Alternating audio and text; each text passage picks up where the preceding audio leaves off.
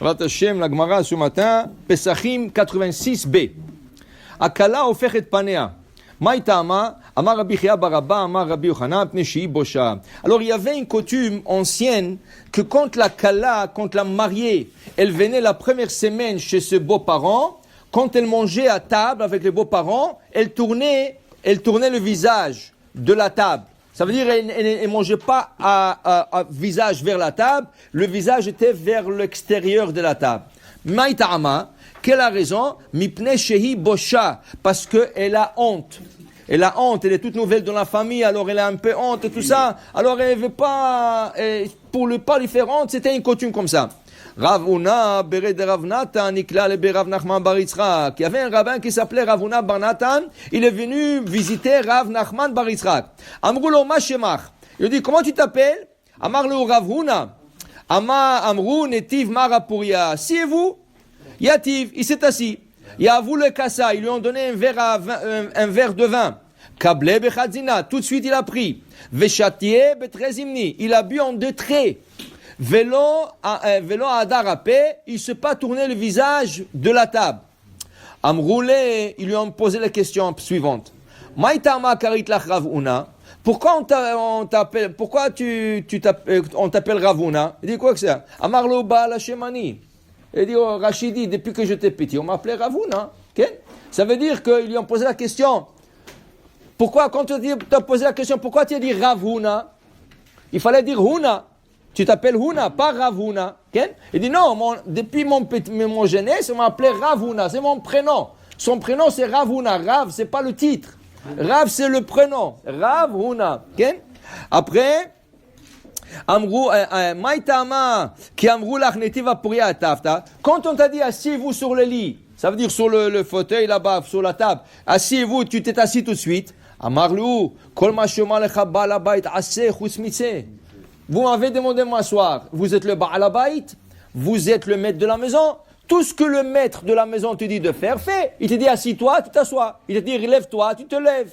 Okay? Sauf une chose, il te dit sors, tu dis je reste ici. Ça, mais vous m'avez demandé de m'asseoir. Je me suis assis. Donc, Maïta'ama, quelle a raison? Il lui pose la question. Pourquoi quand je t'ai donné le verre de vin, tu l'as pris tout de suite? Il fallait dire non, je ne veux pas. Pourquoi tout de suite tu l'as pris? Il dit non, pourquoi? Amar lehu, mais sarvim la katan, ven ma sarvim la gadol. Quand quelqu'un qui n'est pas important te donne quelque chose, dit non, je ne veux pas. Ici, il insiste, tu le prends. Mais quand un gadol, quand quelqu'un plus grand que toi, plus important de toi, t'offre quelque chose, il faut l'accepter tout de suite pour lui faire honneur. Okay? D'où ce qu'on apprend ça de la Torah, d'Avraham et de Lot. Quand Avraham, les malachim sont venus chez Avraham, il leur a dit, je vais vous préparer un repas. Qu'est-ce qu'ils ont dit? Kenta asel kasher dibarta. Oui, fais tout de suite. Fais un repas, tout ce que tu as dit. Quand ils sont partis chez Lot, cet après-midi-là, qu'est-ce qu'ils ont? Il a dit, je répare. Non, il dit, Barechov Nalin. On ne veut pas rentrer chez toi, Bechlal. On ne veut même pas manger chez toi. On va dormir dans. Oui, s'il vous plaît, il a insisté. Ok, yalla, kenta assez. Alors pourquoi ils ont insisté chez Lot, mais ils n'ont pas insisté chez Avraham? Chez Avraham, tout de suite, ils ont accepté. Rachid là-bas rapporte, Mesarvim la katan, Mesarvim la gadol. Avraham, c'est un grand. Avraham, c'était un important, il ne refusait pas. Il t'a dit, assis-toi à manger, tu t'assois à manger. L'autre, c'était plus bas niveau qu'Avraham. Alors il lui a dit, mangez chez moi. Il dit, non, on préfère dormir dans la rue. Il a insisté, ils sont rentrés chez lui. Mais pour te dire, quand quelqu'un de plus important de toi t'offre quelque chose, accepte-le, par respect vers la personne. Maïtama, ishtite betrezimne. Quand je t'ai donné le verre de vin, comment ça se fait tu l'as bu en 2 traits? Ken? Amar lehu, de Tanya, il dit parce que j'ai appris à choter koso bevatachat, à rezegar garan. Celui qui boit son verre d'eau ou de vin ou n'importe quoi, un seul trait, c'est un glouton. Glouton, c'est ça? Ou un soulard, c'est ça?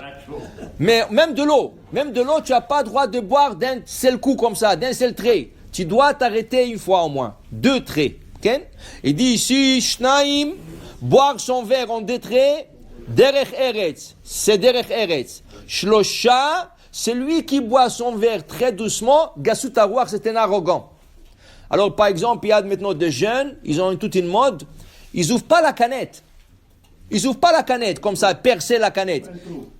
Un petit trou, et toute la journée, il est capable de boire cette canette, des petites gorgées, il peut la boire en 4 heures.